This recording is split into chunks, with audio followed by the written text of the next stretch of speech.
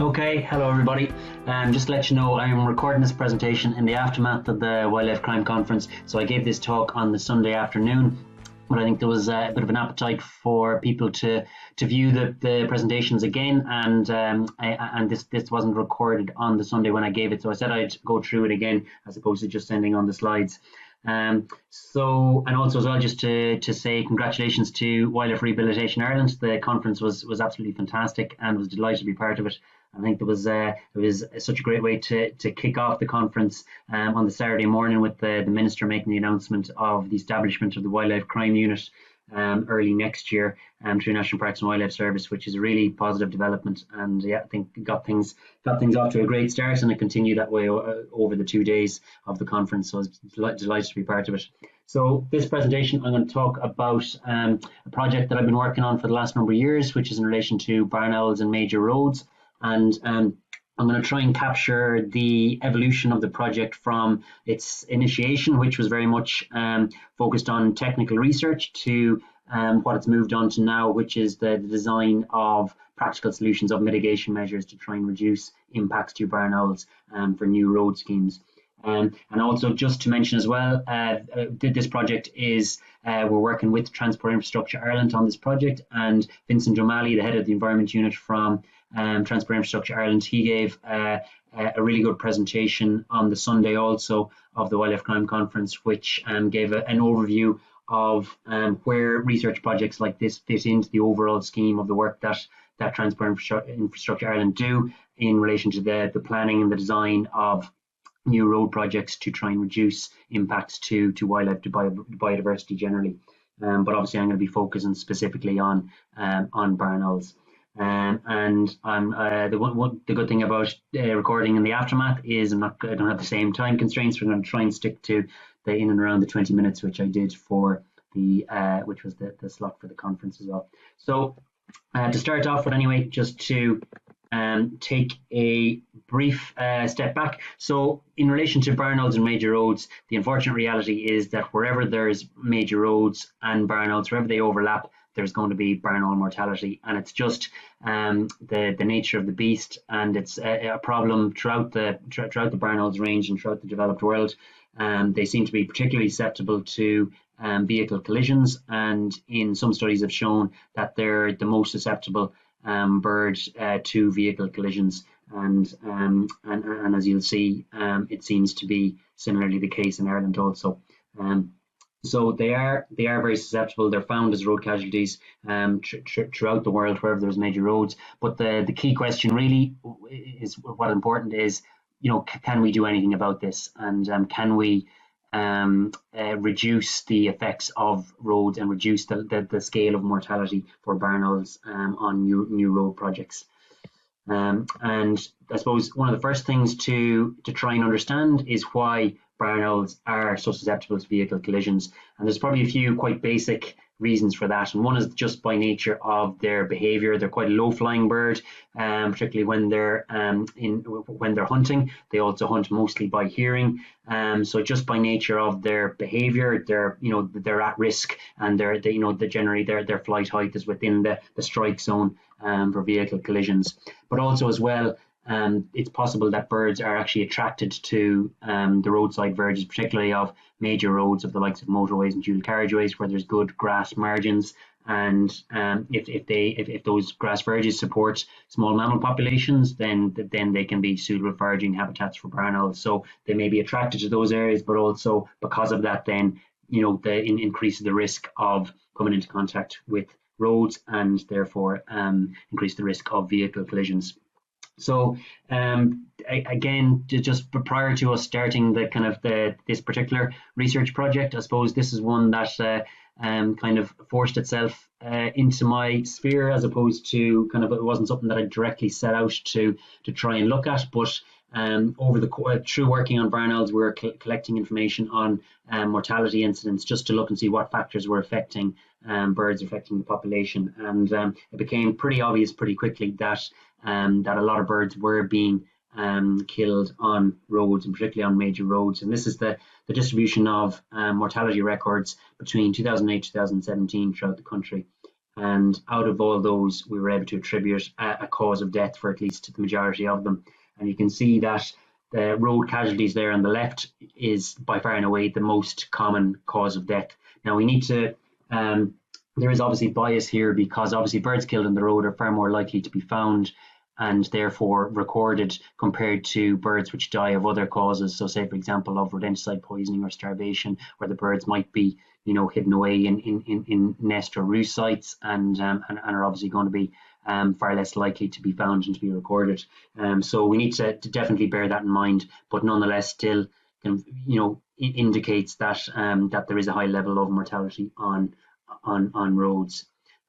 Also as well, the ringing data presented a similar picture, and you can see here this is between, again, 2008 2017, all the birds that we would have ringed that were subsequently recovered. So you can see the red dots are nest sites, and the blue dots there are where birds would have travelled dispersed from those nest sites and were subsequently recovered. And from the ringing data, we also have learned that the majority of birds that are recovered as road casualties are recovered on roads. And it's really important to have that level of data, but also as well, sometimes it's useful to look at individual birds and individual life histories. And this is just one example which shows, this is you can see up there, the top left, it's a nest box on top of a chimney, and it's been a barn owl nest, and it's typically a successful one for many years now. And in 2016 we ringed a brood of 3, which you can see there, and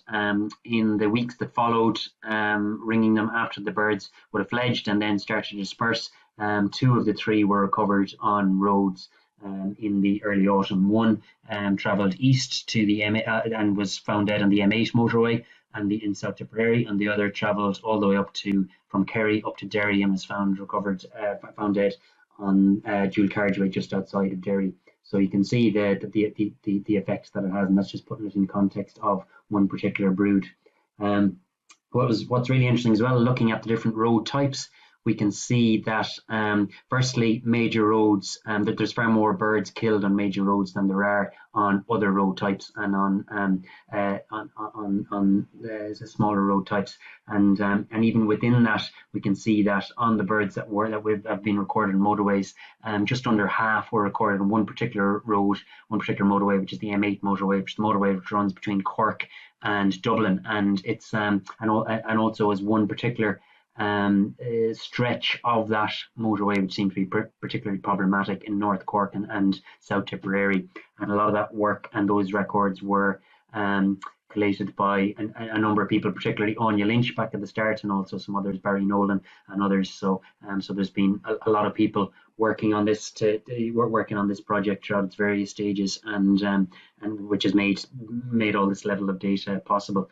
What's really interesting as well is when we look at the number of barn owl road casualties on motorways, they're actually 15 times higher than on national roads relative to their route length. So it does seem to be a case that the larger roads, the major roads, particularly motorways, are more problematic, and that is similar finding to what we see in other countries which have also looked at barn owl mortality on different road types.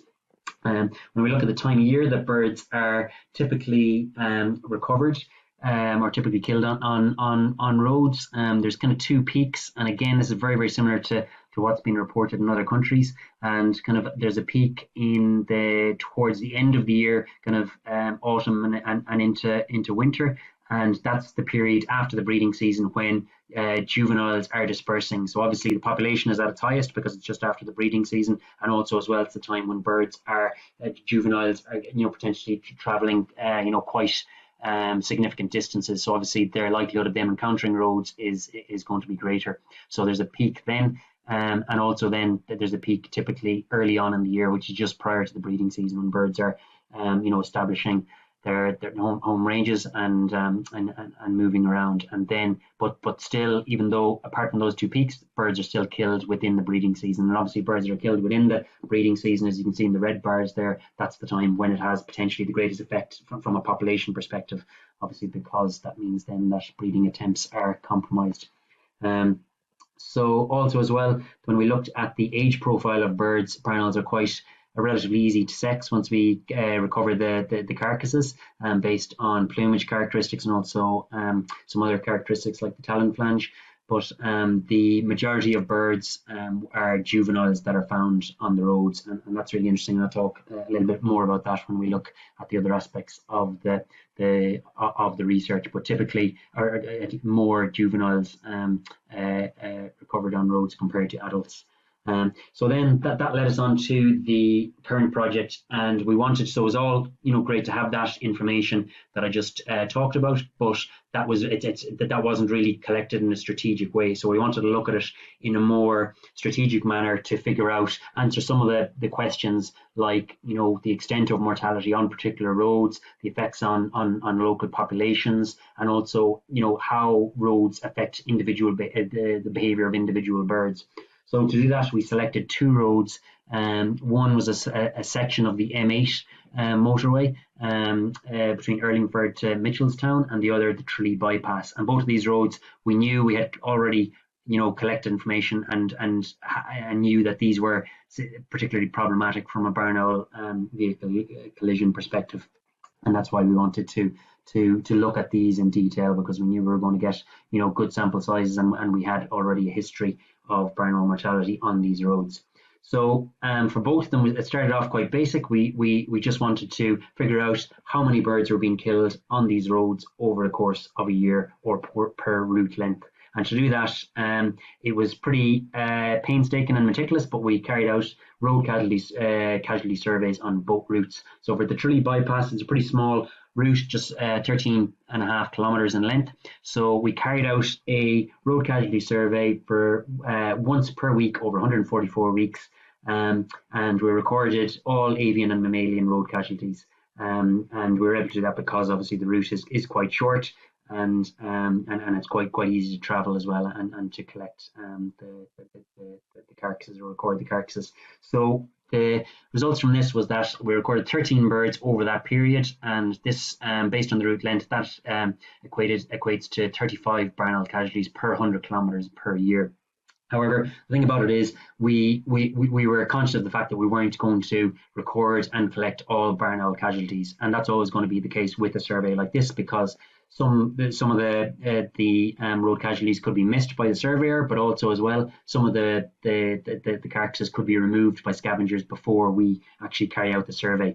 So this is Michael O'Cleary, my colleague, who carried out the survey on the ground, and if life wasn't difficult enough for him, what we did was we independently placed carcasses on the route or at the edge of the route that Michael wasn't aware of, and then we were able to we put special markers on those birds, and we were able to then record whether Michael picked them up as part of the survey or not. So that gave us an idea as to the potential bias from the survey, survey efficiency. And also then, as well as that, we carried out a separate trial, which was using trail cameras and again placing barn owl carcasses in specific locations and recording how long they stayed in place before they were either they were no longer obvious, or like this here, they were removed by scavengers. And you can see this is obviously a fox which took away barn owl carcasses, but there was several other scavengers, and some carcasses in fact were removed by people but weren't reported to us. So regardless of the manner in which they're removed, once they're removed, and in a way that we wouldn't have recorded them, then that means that we need to account for those that we would have missed. So when we did, and when we adjust our figures for that search and removal bias, this equates to 60 barn owl casualties per 100 kilometers per year on the Tralee bypass. Carried out the same survey on the M8, on a 96 kilometre stretch of the M8, and this survey is actually carried out on each day by Aegis Langan, which are the road maintenance operators which are contracted by Transport Infrastructure Ireland, and we carried out training workshops with them, and they subsequently then carried out the survey every single day over 81 weeks and recorded all barn owl road mortalities, as you can see there. So amazing level of survey effort and amazing data that it collected, and what it resulted in was 27 barn owl casualties per 100 kilometers per year. Again, when we adjust these figures based on the search and removal bias, this equates to 51 barn owl road casualties per 100 kilometres per year. So reasonably similar to the Tralee bypass, a little bit lower. And when we put this in context to other comparable studies, you can see this study is highlighted there in red, which is 51 to 60 casualties per 100 kilometre per year. It's kind of at the mid-range of what has been reported in other countries. But I suppose we need to bear in mind that in Ireland, compared to the other countries which we have compared against here, that the barn owl densities are lower. And obviously barn owl is a red listed bird conservation concern in Ireland.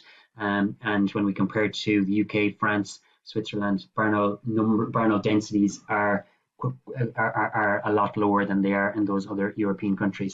Excuse me, something happened there. Okay, so but still really interesting to compare to other countries and reasonably similar. So what we wanted to do then was to try and figure out, could we decipher what factors are actually influencing risk of collision in those particular areas where barn owls were being recovered as road casualties. And we carried out a K analysis to look and see if there was clustering, if birds were being killed in certain areas above others, or if it was random across the road that we were looking at. And what we found was that there was significant clustering on the M8. So that was the focus for us from there on in, to try and figure out why was there significant clustering and particular hotspots where birds seem to be more likely to be killed than others. So what we did was we looked at all the points on the road where barn owls were killed, and we compared that to what was available on the route, and we looked at a whole range of variables, such as you can see there on the left: elevation of the road, verge height, verge width, verge grass and herbaceous cover, adjacent land use, distance to river, and so on. So all the potential factors which were shown to be either important in other studies and other similar studies, or which we suspected as potentially important, which could influence risk of collision for barn owls. What we found was that the most significant factor was the proportion of grass in the roadside verge. So barn owls were more likely to be killed on the road in sections of road where there was a higher proportion of open grass within the verge. So what that indicated to us was that the birds were potentially attracted to the roadside verges, and therefore that increased the risk of collision. And they were attracted to the areas of roadside verges which provided suitable foraging opportunities, i.e. open grassland.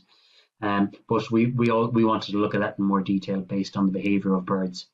And sorry, this is just to show we also looked at from a landscape in addition to looking at the attributes at the road scale. We also looked at the landscape scale, and we looked at this as a probability map of barn owl movements in the landscape, and we looked at where that would potentially predict where there was collision hotspots, and that did show somewhat of a correlation with what we actually saw with the hotspots, but it seemed that the most influential factor was at the road scale based on the proportion of open grassland. Now this is for one road, I should add, for the M8, and obviously there could be different factors influencing risk of collision on different roads.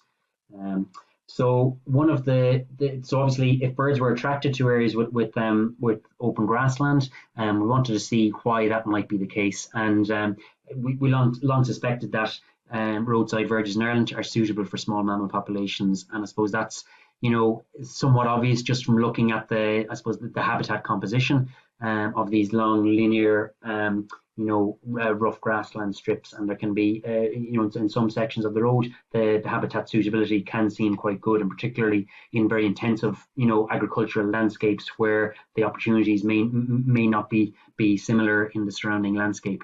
So we carried out a small mammal trapping study, and you can see that we selected trapping sites along the motorway verge, and we selected paired sites which were controlled sites in the surrounding landscape, and for the controlled sites we trapped along hedgerows. And what we found was that there was a high abundance of small mammals in both motorway and controlled sites. There was a higher abundance of small mammals along motorway verges, but it wasn't significant. But we did find significance in relation to individual species with wood mouse. There was a higher abundance of wood mouse in roadside verges, and also there's a higher diversity of a higher species richness in roadside verges. So that showed that there was good small mammal populations in this particular area, both along roadside verges and in the hedgerow networks in the surrounding countryside. But I suppose that doesn't mean that the roadside verges aren't a more suitable foraging habitat. And I suppose when we think of the makeup of that, the long, linear, open strips from a foraging energetics perspective, it might make more sense for birds to exploit roadside verges compared to the more matrix hedgerow network in the surrounding countryside. And again, obviously, we wanted to look at that in more detail. So one of the most revealing aspects of the research was looking at individual behavior of birds, and we did this using GPS transmitters. So that's an example of the lightweight GPS transmitter, which would fit to the bird and then would retrieve it about 2 weeks later to collect the data and to look at the bird's movements and behavior over that time period. And we only selected adult breeding birds and at sites which were within our study areas in proximity to either controlled sites away from the roads or within 5 kilometres of the Tralee bypass and the M8. And it also gave really good information on foraging behaviour and also movement patterns and also home range size. And this is just to show you an example of, this is a female barn owl which we fitted. You can see the GPS transmitter which is fitted to this bird, and obviously the care of the birds was obviously a priority, and so we only selected sites where we could reduce the risk of disturbance, and also in terms of the capture and recapture, and also we monitored the bird's behaviour over that time, and we're happy to say that there was no negative impacts recorded to the birds, which is obviously paramount. So then when we retrieve the tag, this is an example of the type of information we get back, which looks amazing, but obviously requires a huge amount of work to try and decipher what's actually happening there with that individual bird. So this is all the movements of a bird over the course of, I think this was close to 2 weeks in North Kerry, close to the Tralee bypass. And this is another from the M8. I suppose just from eyeballing the information straight away, you can see there the M8. That bird was regularly encountering the M8, regularly crossing the M8, and in fact actually regularly spending large portions of time directly alongside the M8 and alongside the grass verges of the M8. So for each bird, we looked at their home range size. We also, based on all the fixes, maximum convex polygon, we also looked and see where were they spending most of their time based on the kernel density estimators of 50% and 95%. So you can see those, the dark blue areas are where they spent most of their time, and then the light blue areas where they would have spent a lot of time, whereas the other areas then they were still within their home range, but the bird wasn't using those areas. There was more in transit flight. So we worked out the home range based on those features for all birds. And what was really interesting was when we compared with other studies, the home range size of barn owls in Ireland was significantly higher than has been reported elsewhere in other European countries. And you can see there the minimum convex polygon in hectares over 3,000, whereas so much higher than the UK and also Portugal. And that's probably reflective of poorer quality of habitat from barn owls' perspective, but also and potentially influenced by the reduced prey species base in Ireland compared to elsewhere in Europe.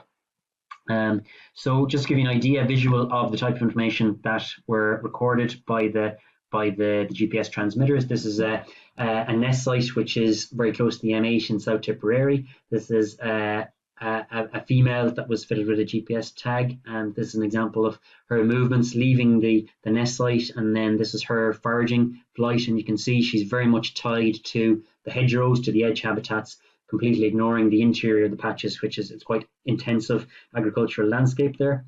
And then she arrives at the M8, she perches at the roadside verge, and then we know that she caught prey here, because then she flies essentially directly back to the nest site, and the flight back is very fast. So it's indicative of transit flight, basically just going from A to B back to the nest site, which is characteristic of a prey delivery.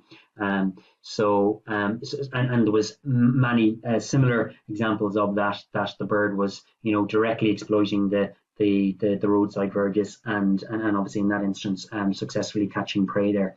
So we wanted to look in a bit more detail at how they were using roadside verges and the time they were spending there. So we looked at we selected 500-meter buffers and looked at the proportion of fixes and the proportion of time the birds are spending within the buffers along the road, as well as a random sample of buffers within their home range. And what we found was that birds were spending more time than expected in proximity to major roads. You can see this bird here is from the Tralee bypass.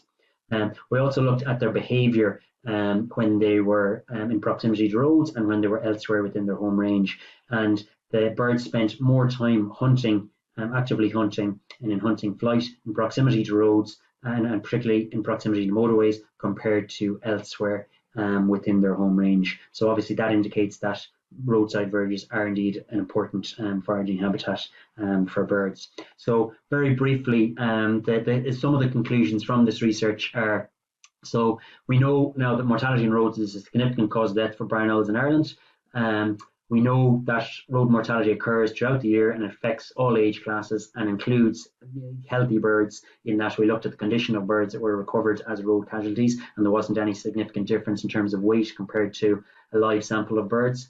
We know that the proportion of grass cover in the verge influences the risk of collision on major roads.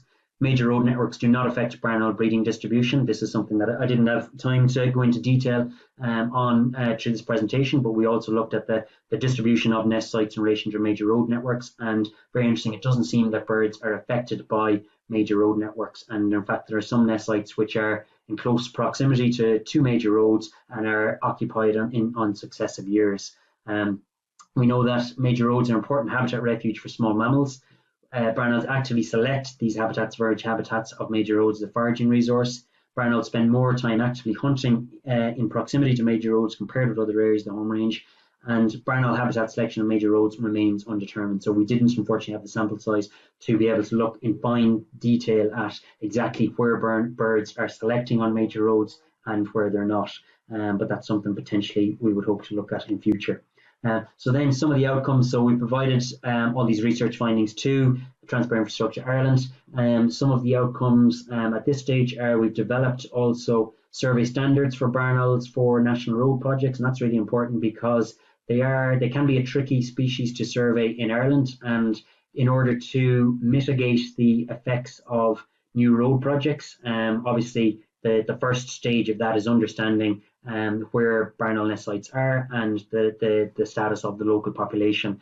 And I think up to this point it's fair to say that there were definitely gaps in that, and gaps in the survey methods that were applied to inform new national road projects. So we've developed these survey standards, which are now a requirement from Transport Infrastructure Ireland, published by Transport Infrastructure Ireland, and there's also a video to accompany that to try and improve best practice, best standards of barn owl survey methods. And it's really important that the word standards here, so they're not guidelines, they're standards, they're requirements.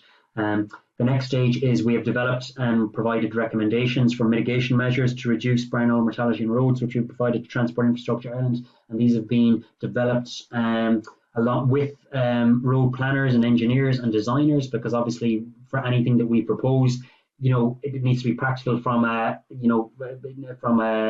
practical application perspective if they're going to be effective, because if it's not, then they're not going to be implemented in the first instance. So it's trying to get the balance between all the other constraints and considerations in relation to road design, road user safety, and all the other considerations. So we provided these to Transport Infrastructure Ireland, and the next step that we're currently working on is to develop these as standards, develop the mitigation measures as standards, and we're working on that currently and hope to have that provided to TII for the end of this year, the end of 2020. And that will be a huge step ahead, because then that means that, again, these aren't guidelines. They'll be, it'll be required to consider the requirements for these mitigation measures within all new national road projects. And we have also within that targeted the areas which are, where these mitigations should be applied, and the areas where maybe they do not need to be applied based on the road characteristics, and also based on barn population densities and distribution within those areas, which is obviously going to be informed by the initial surveys. Really important to say, though, this is quite innovative in an international context also, and these mitigation measures haven't yet been applied. They have been proposed for some very recent road projects, which is great, but that they haven't actually been rolled out at a practical level yet. So, and they're very likely will be the requirements and to tweak and to improve and to change. So we have developed these based on best evidence from the research, but obviously what is really key is that their effectiveness is assessed at a practical level to see, if they are working and what improvements, if any, are needed, and that's going to be absolutely essential. And the hope would be that there's road casualty surveys carried out, and also potentially assessing barn behaviour in relation to these mitigation measures. But in general, really positive to see, and I have to commend TII for taking this on and all the work that they've done on this front. And as I say, it's that there's still a long way to go, but it's definitely an advancement on where we have been.